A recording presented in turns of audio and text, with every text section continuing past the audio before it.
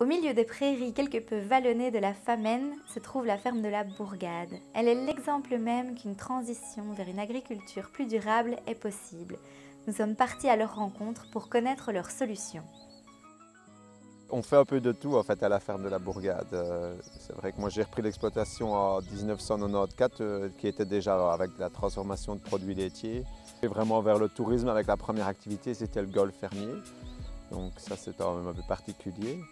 Et puis 3 ans plus tard on a démarré 2 gros gîtes et une salle de réception. On est passé en bio aussi, donc ça c'est encore une démarche supplémentaire et dans la vente directe où maintenant on transforme tout en fait, toute notre production en beurre, un peu de fromage, du pavé bleu.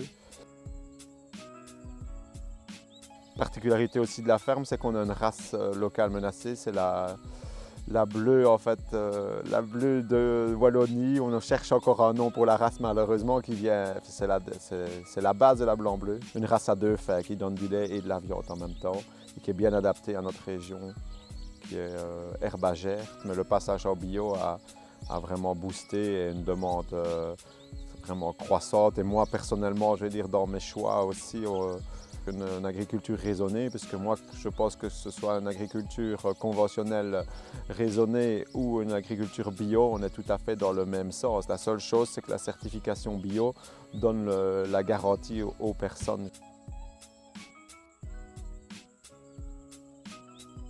Il n'existe presque plus de coopératives de producteurs en fait. La coopérative, comme on prend la Cocorico ou comme on prend Paysans Artisans, c'est vraiment des mouvements qui pour moi respectent l'agriculture.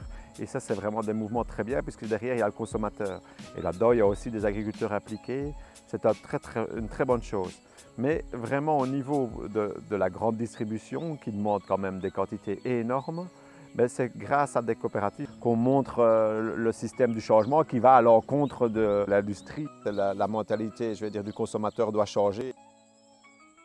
Ce qu'on retiendra entre autres de notre rencontre, c'est que consommer local et bio, c'est prendre soin de la terre, des êtres, c'est également préserver des savoirs de génération en génération, mais c'est surtout créer de l'emploi local et permettre une souveraineté alimentaire de notre région.